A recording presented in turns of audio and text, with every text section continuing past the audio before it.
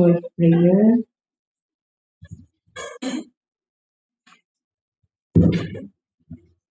Okay, let us feel the presence of our God. In the name of the Father, the Son, the Holy Spirit. Loving God, we thank you for bringing us together today. We ask for your guidance and wisdom as we begin this prayer reading conference. Help us to listen to one another with open minds, communicate with clarity and kindness, and work together in unity to achieve our common goals. Bless our time together and let our decisions reflect fairness, integrity, and grace. In Jesus' name, amen. So, okay po, magro-roll call muna tayo. Ngayon po ay pre-reading conference ng ating dalawang procurement of goods. Ito po yung preventive maintenance of pumping station 1, yun yung PAW 11, at saka acquisition of IT and office equipment PAW 12. So, saan yung ating attendance?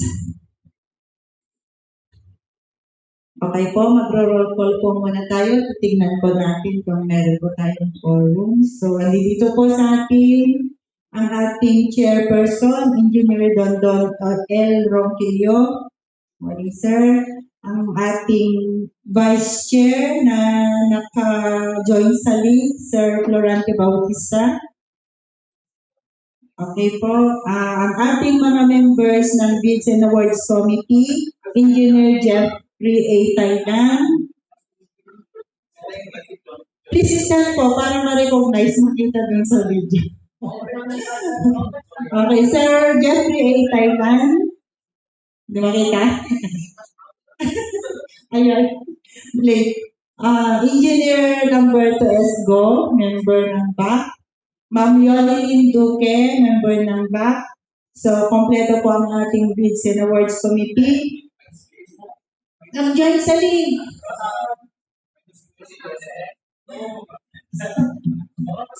Okay na, may quorum pa din. And then, habol na lang siya. And then, ang ating mga TWG headed by Engineer Boji Lintao. Okay, Engineer Ray Locardo, Engineer Pauline Novendino, Engineer John Kelly Gumpal, Engineer James Agustin, Sir Jessen Macputay, andito ba si Attorney Elmo, nagpunta na. Attorney Elmo, wala sa link.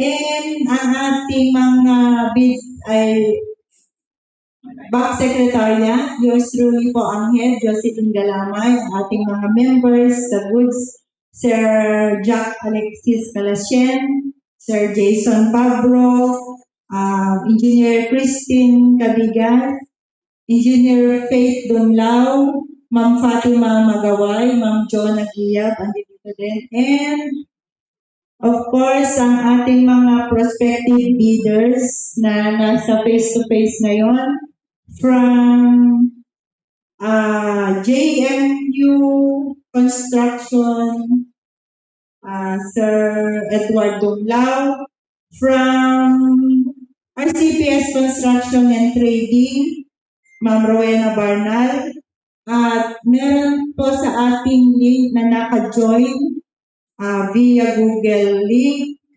from John Necotek. Sir, pa-open po ng camera para ma-identify.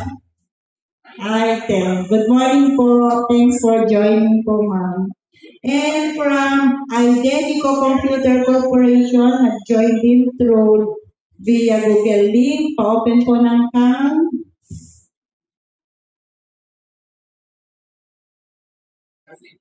Ay, walang sounds po. Pero thanks po for joining. Welcome po sa Nia Maris Division 4. So, para po sa ating mga observers, nag-invite po tayo ng ating mga observers from Commission and Audit, nasa link po sila. And then, nag-invite po tayo na yung president po ng ating Federation of Irrigators Association ng Division 4, si Ronaldo Oliveira. Ina-acknowledge po niya yung ating notice, pero unluckily po, hindi po siya makaka-join today dahil meron daw siyang ibang meeting. Yes. And then, in-invite din po natin ang president ng Philippine Society of Mechanical Engineers, Isabela Quirino Chapter, Engineer James Abarca. In-acknowledge po niya yung ating notice, pero unfortunately po, hindi din po yata siya naka-join.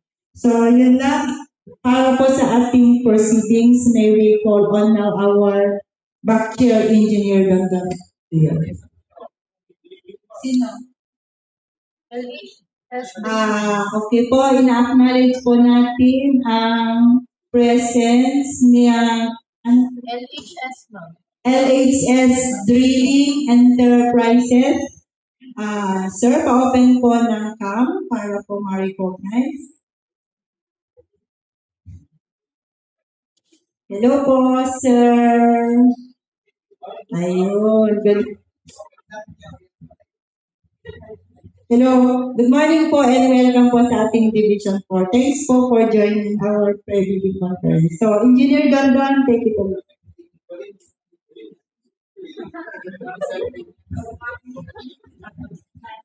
Okay, so good morning po sa atin lahat. Welcome po sa Division 4 and start na po natin ang ating pre-bidding conference for the two contracts.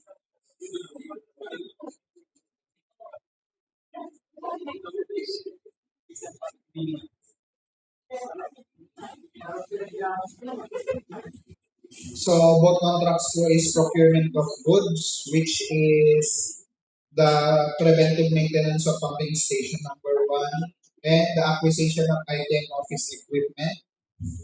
And ayan po, naman, both are good. So mamaya po, i-discuss ng ating PWG heads yung mga details po ng ating mga ipapabig for today. And hopefully po, kung may clarifications lang po regarding po sa ating mga ipapabig is pwede niyo pong i-call yung attention namin or mag-message po sa mga naka-online or sa mga face-to-face naman po is approach niyo lang po kami kung meron po kayong clarifications na gagawin. Para may habol po natin kung i-accept natin papagawa ng supplemental bid bulletin. So ito pong dalawang goods natin is end user po is both Division 4, which is the pumping station number 1 ang Pangadan Isabela, preventive maintenance social, and yung pong installation of LED wall sa ating training center. So hindi ko na po papatagalin and ibibigay ko na po yung floor sa member po ng PWG head natin, Kelly Al, for the proceedings and technical descriptions and details ng ating ipapabid. Thank you.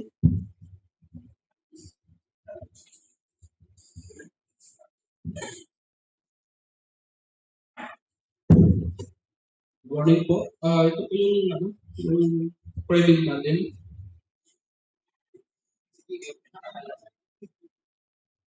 First contract po natin, 2026 D4 COB Kawayan City. COB po to, worth 2.8 million. Acquisition of IT and office equipment. Bid docs amount 5,000 and contract duration is 60 calendar days. Tapos ito po yung purchase natin. First is system unit. Isang peraso. Nakalagay naman po dyan yung specs. Gaya po nito, CPU, 16 gigabytes ba ito? 16 gig ROM. Basahin ko lang po na naka-indicate naman po dyan yung mga specs. Next, PC monitor, 2 pieces. Ito yung next sana. Dalawang to.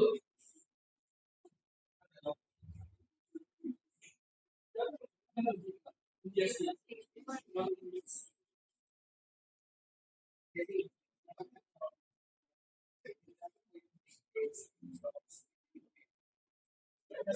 Ito po yung, PC monitor, naka-indicate po dito yung specs and naka-indicate rin po yung nakalagay din po sa BitDocs yung mga specs na required for PC monitor. Next, UPS 650 watts and isang unit. Next, yung mga small lang ba ito? Yung susunod. USB splitter hub. Isang unit.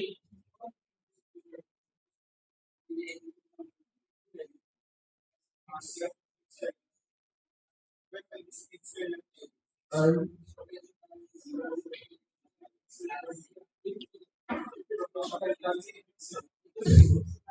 ang pangalawa po is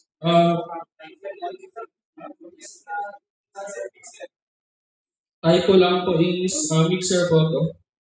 USB. Next, HDMI splitter din. Next is HDMI cable. 30 liters, dalawang unit.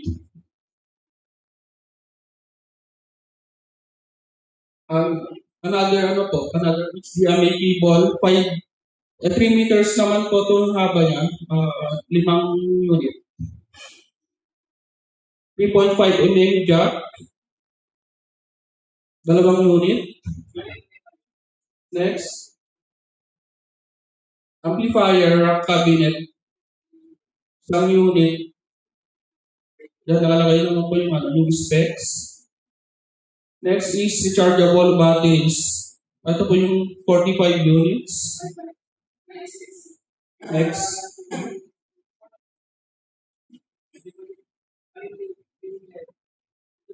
Charge.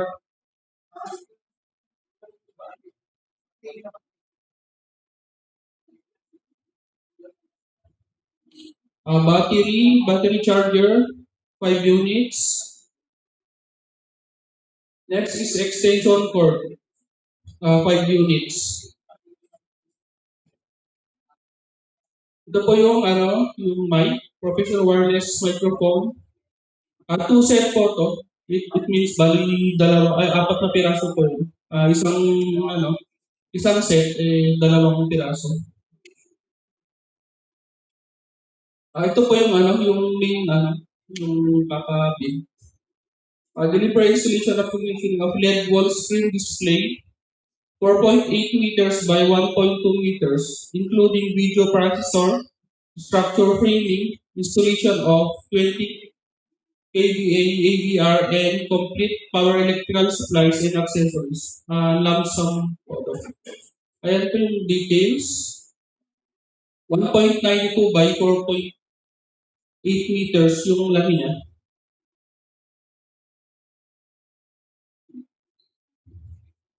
Yan lang po yung sa una. Sa pangalawa po, ito po yung contract number 2026D4 Omnispace, ang adanan PMS PS1. ABC niya 3 million. Project description, preventive maintenance of pumping station, 5,000 yung amount ng BitDocs, and contract duration is 30 calendar days. 60 na to? Di lang po na-edit. 60 calendar days po yung contract duration itong Omnispace natin. Ito po yung yung detail. Prepare and maintenance of Filo submersible axial flow pump. Ayan po yung model. Ma-indicate naman po. 350 horsepower, 60 cycle, and 1.5 service factor. Scope of work, mobilization and demobilization of manpower, heavy lifting equipment, specialized tools, and precision testing instruments. Ayan po. 350 Willow submersible axial flow pump and monitor from discharge column and pump. Ayan po yung ibang patrabaho na gagawin.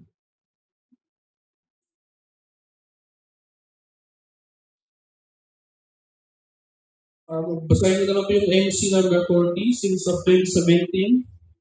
Admin, yan. Administrative action on negative contracts with negative slippages. Technical requirements, pag negative slippage, at least 15% in any project or negative slippage of at least 10% in each of two or more contracts. Failure of the contractor to commence repair works on contracts with pending certificates of acceptance within 30 calendar days and complete them 90 days after receipt of the procuring entity notice of defects.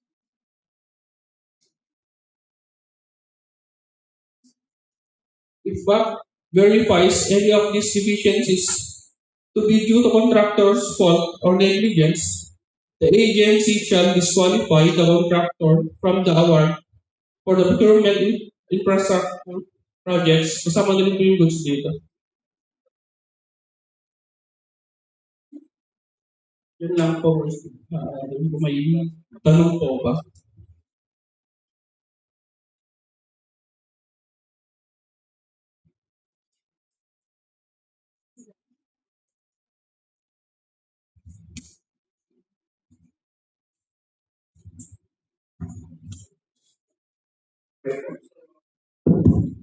Hello, hello. Okay. So, na-discuss naman po ng ating TWG yung specifications and technical description ng ating dalawang contracts to be bidded. Please, TWG, pakipost ko yung timeline na.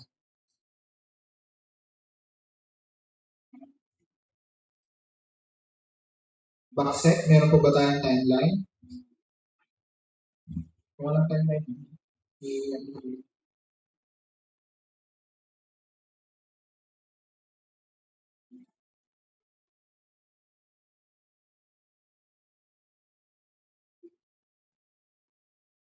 okay, so yung billing documents is already available.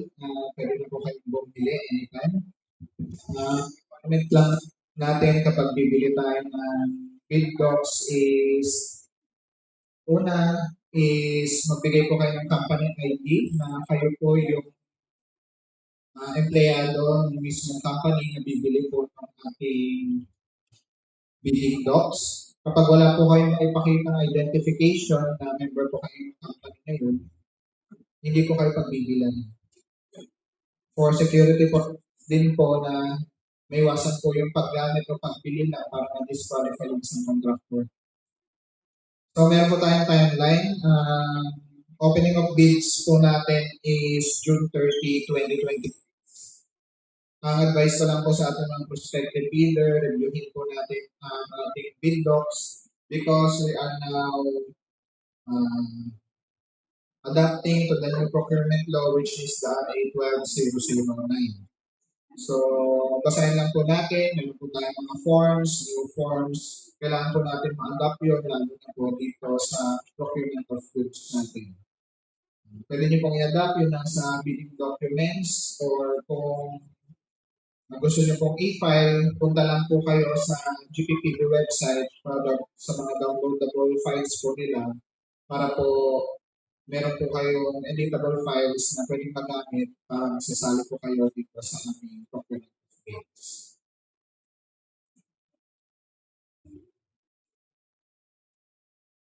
So, opening of bids po natin is June 30.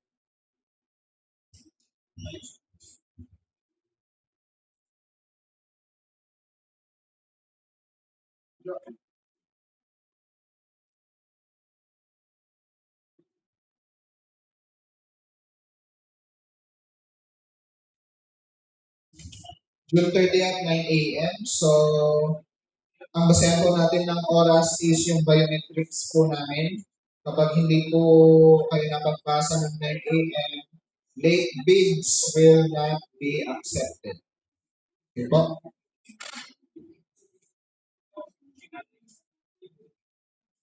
Kung gusto nila pong bumili ng bill docs, readily available na po sa aming property office. Just look for Miss Jocelyn Galanay.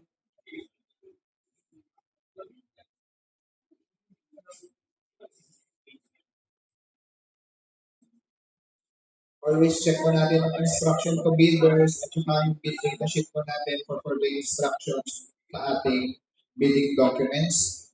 And if there's clarification, call nyo lang po yung attention ng ating bank secretariat para po check po nila kung ano po yung pwede i-clarify dun sa bidding documents natin kung may makita man po tayo. Yan.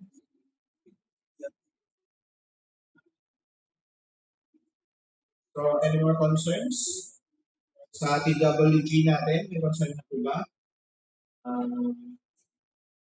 Sa bank secretariat, may concern pa po ba sa bank secretariats natin?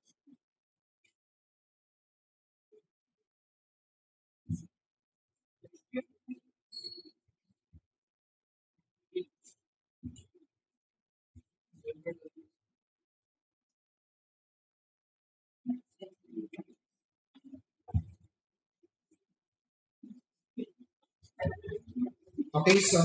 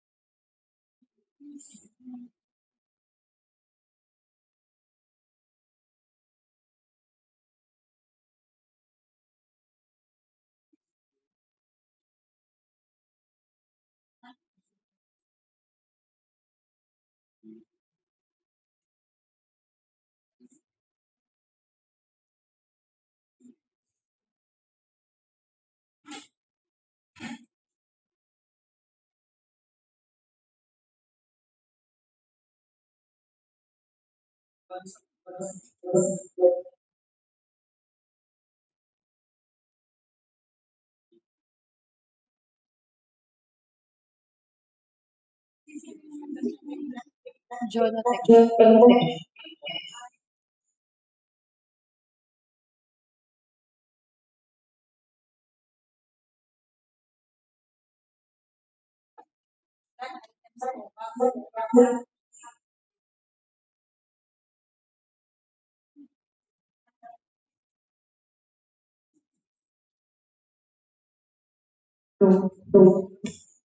Hello. Question po ni Junior Tech Marketing Corporation.